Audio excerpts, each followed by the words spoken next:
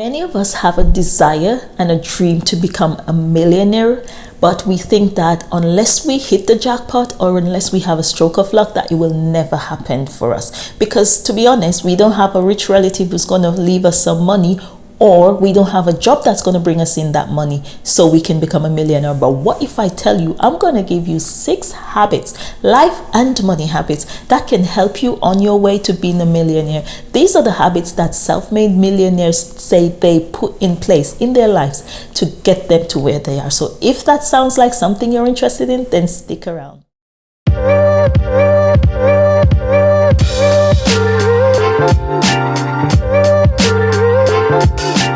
Hey kings and queens, welcome back to my YouTube channel. My name is Rosalee. How you all doing?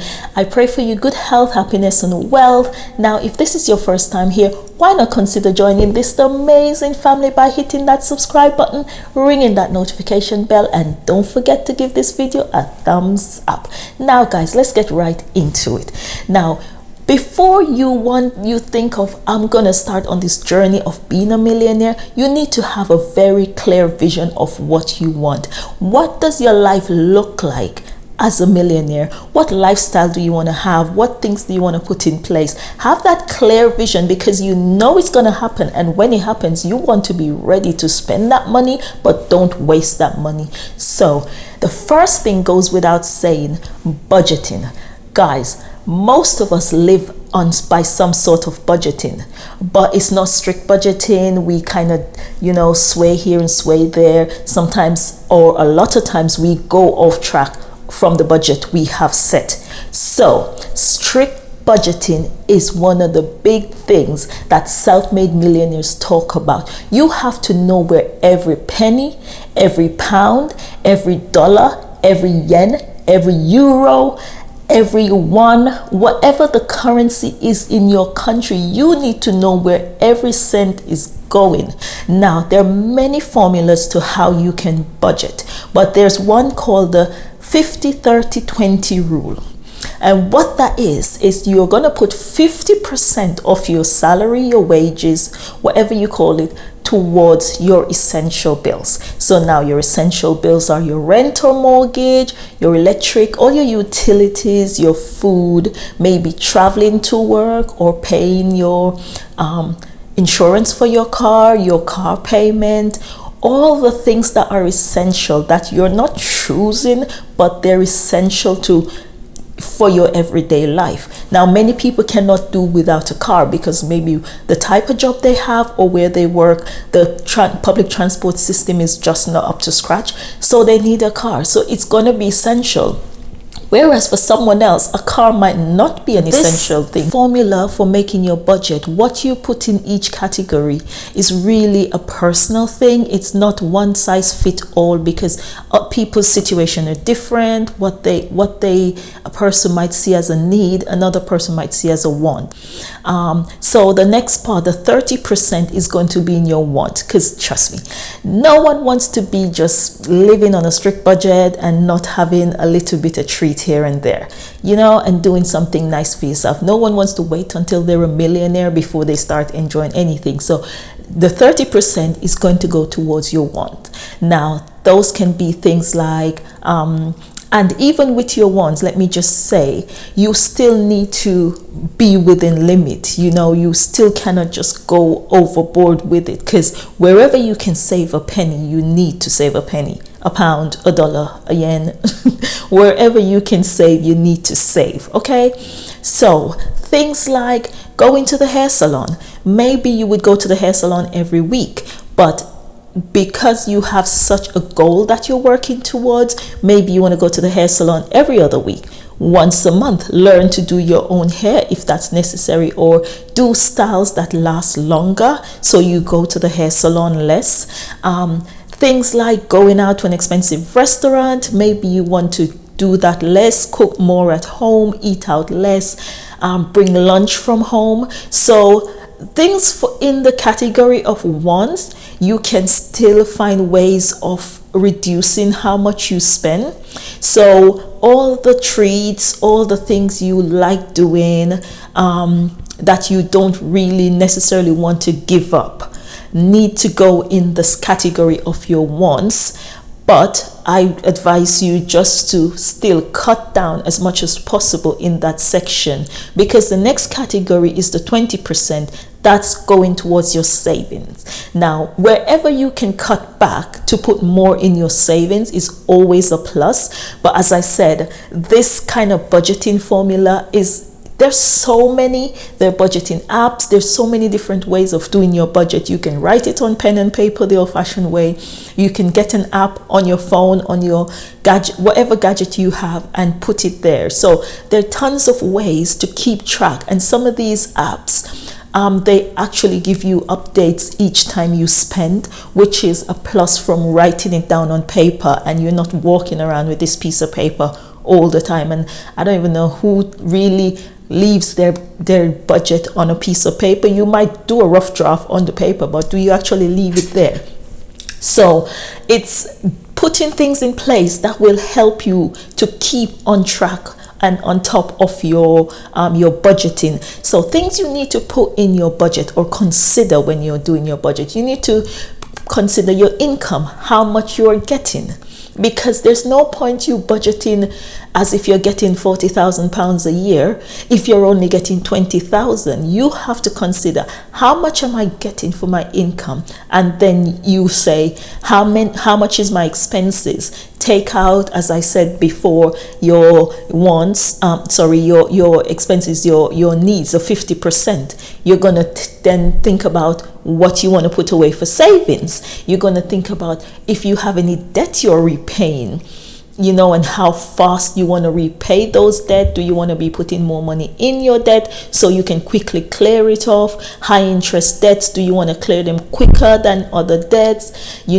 Some people clear their bigger debts first and leave the smaller ones for last. Some people do it the other way around. So think about your debts, how much you have to put in that. And your debts are going to kind of go into your 50% of your salary, because those are things you have to pay back.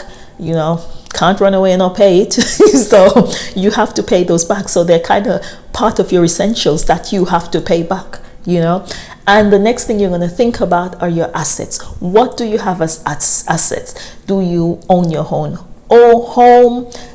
What assets do you have? So consider all these factors. And for some people, there are more factors for them to consider when doing your budget. So that's it for budgeting. Let me not go. There's so much you can say about budgeting, but just bear in mind, not every budget is the same. Everybody's budget is suited to their situation. So just think about that. But the aim of the game is to become a millionaire. And to do that, it's all about trying to save, all about trying to cut back without strangling yourself and just surviving. You still need to be living. You still need to be enjoying yourself as you're saving towards being a millionaire. So it's just finding that balance. So the next thing is overspending. Now, I'll put my hand up. Don't hide behind the sofa. We all know we do it. We overspend. That deal that we think is not going to be there next month, you're like, I don't really need that, but man, it is such a good deal. I'm going to get it. We all do it. We all overspend at some point or another. Now, the problem is some of us do it too much. And some of us, it's always, that's the best deal. I can't leave this deal. You have to stop that. You have to stop. You have to put a break on that. This overspending, you have made a budget, and now you have to stick to that budget. You have to say, this is what I have to spend this month. It doesn't matter how good that deal looks. It's not coming in the house. I am not taking out my card. I am not taking out my cash. I am not purchasing it because I did not plan for it.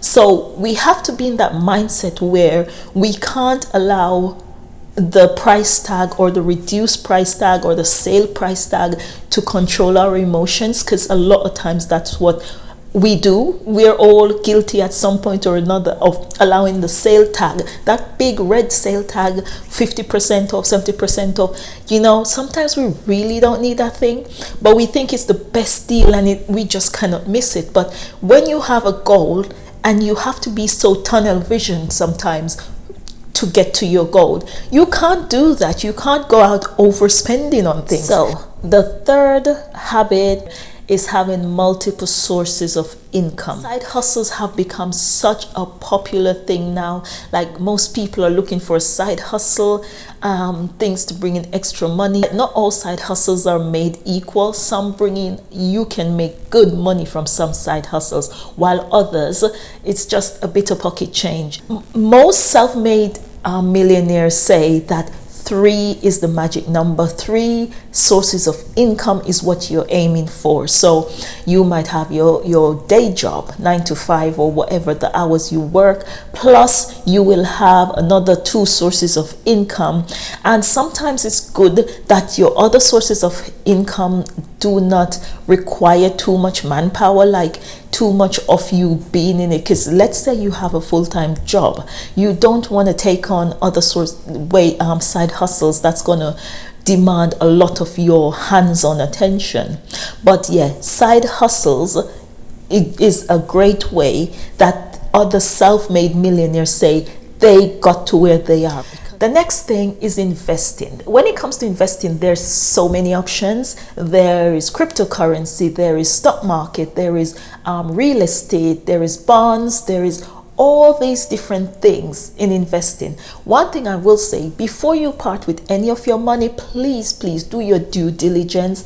Research whatever investment you're going into. Make sure you're completely aware of the risk you're taking.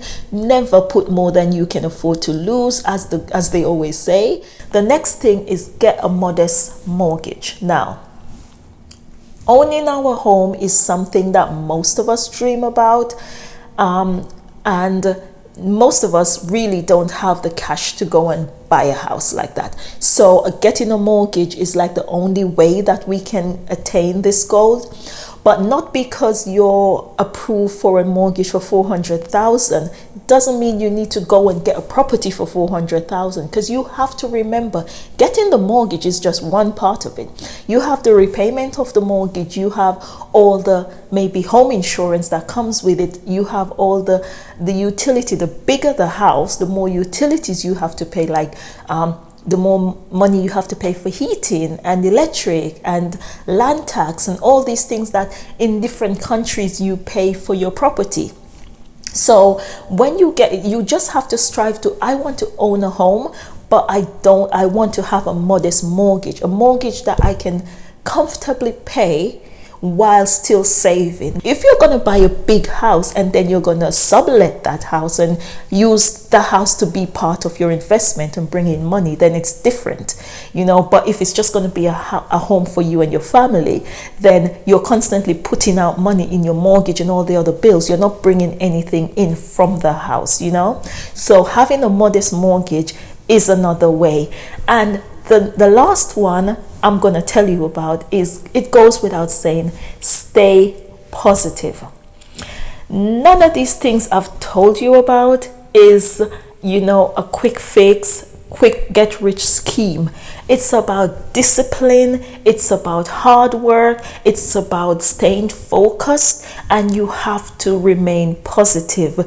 Now, millions of people have become self-made millionaires. They have worked from the bottom up, without luck, without, you know, inheritance. They have actually worked their way up. Things will come that will throw you off guard. Things will come that will take you off focus, but remain positive, because it's not a one-day thing, it's not a one-year thing, you know. It's things that you do over time. It accumulates. Remember, all of what you're doing is to help you to accumulate the money.